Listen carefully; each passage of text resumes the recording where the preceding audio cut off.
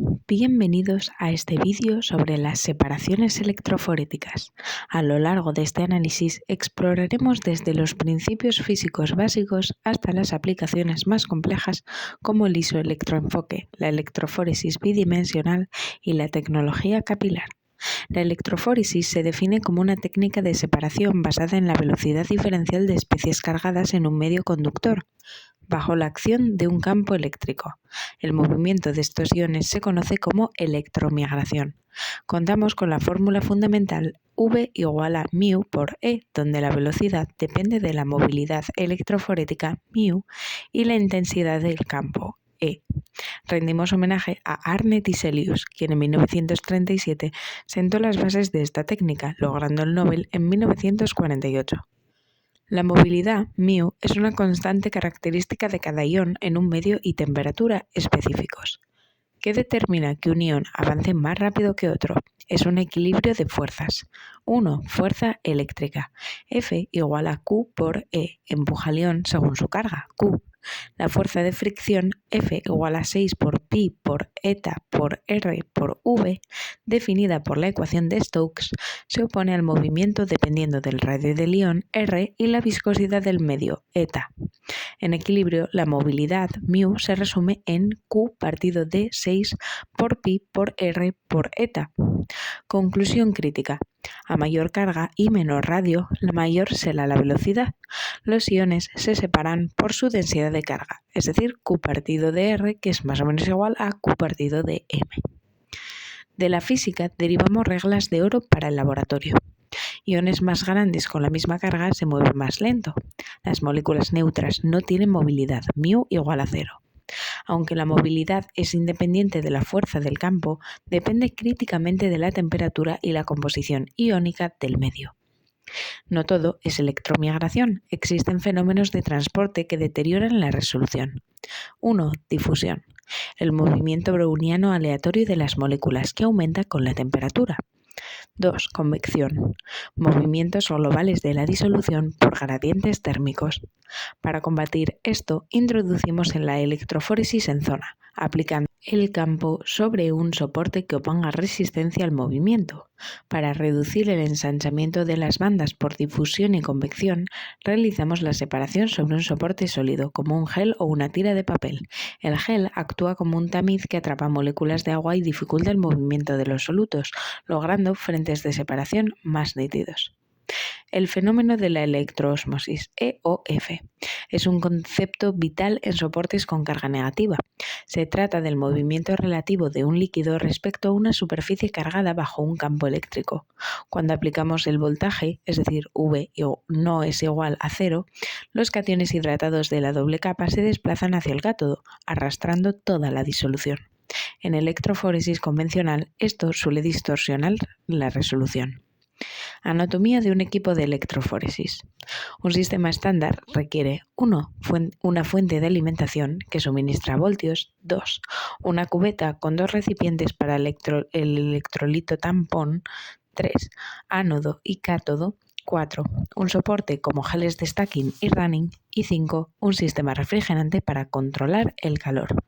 Requisitos del soporte electroforético. El soporte es un entramado tridimensional de pequeño grosor de 0,1 a 6 milímetros. Debe cumplir 4 leyes. 1. Ser inerte, no reaccionar con la muestra. 2. Ser estable química y mecánicamente. 3.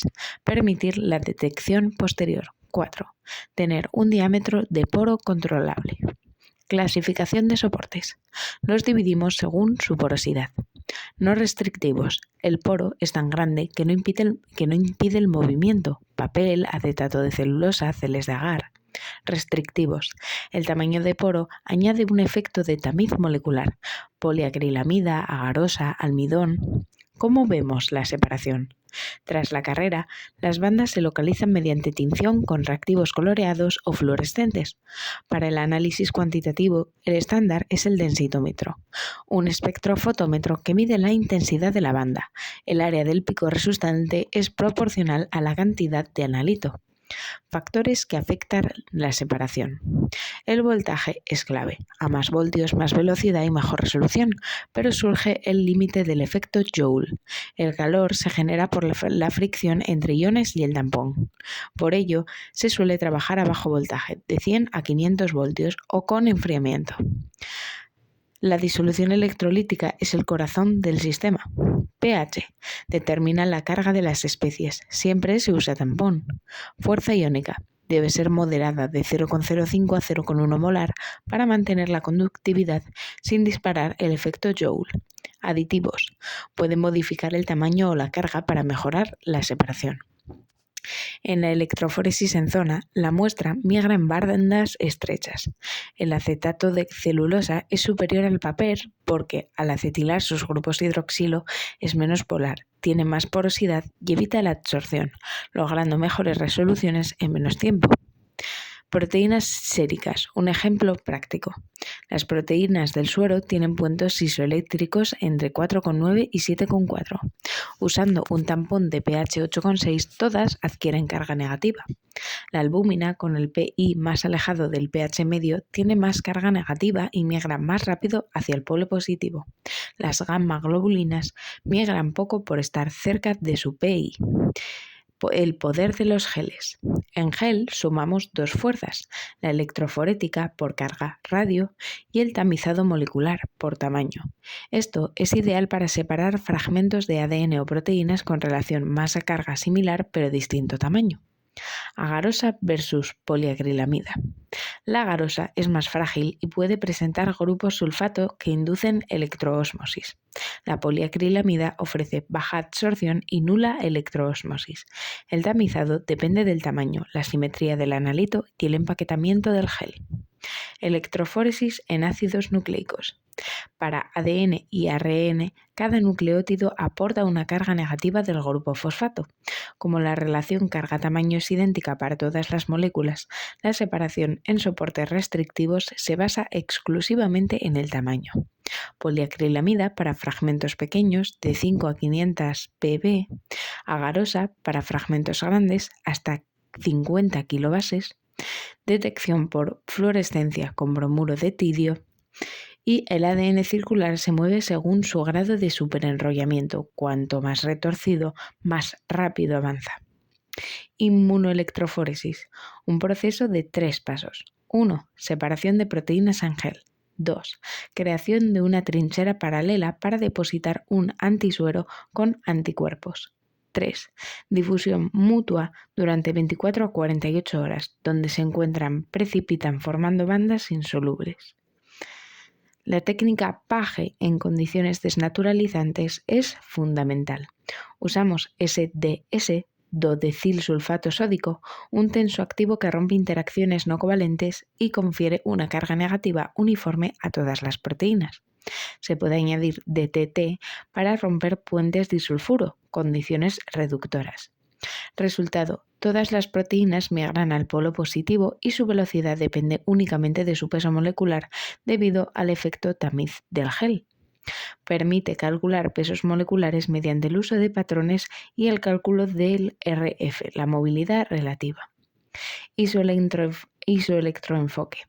Aquí no separamos por movilidad, sino por el punto isoeléctrico, PI. Creamos un gradiente de pH estable usando anfolitos en un gel no restrictivo. La proteína migra hasta que su carga neta es nula, pH igual a PI, y se detiene. Es de altísima resolución, separa diferencias de 0,01 unidades de PI y tiene un efecto focalizante. Si la proteína difunde fuera de su zona, recupera carga y el campo la empuja de vuelta. La 2D PAGE es la técnica reina de separación. Primera dimensión, isoelectroenfoque, separa por PI. Segunda dimensión, SDS PAGE, separa por tamaño. Permite separar entre 1000 y 3000 proteínas en una sola placa. Para identificar proteínas específicas usamos el Western blotting. Transferimos las proteínas del gel a una membrana nitrocelulosa o PVDF para reaccionar con anticuerpos marcados, inmunoblotting. La evolución tecnológica, la electroforesis capilar. Separación en tubos capilares de sílice fundida bajo campos eléctricos muy elevados, de 10 a 60 kilovoltios. Depende de dos flujos, la electromigración y el flujo electroosmótico, EOF. El EOF es tan potente que arrastra cationes, neutros y aniones hacia el detector situado en el cátodo. Orden de migración: primero cationes, después neutros, tercero aniones.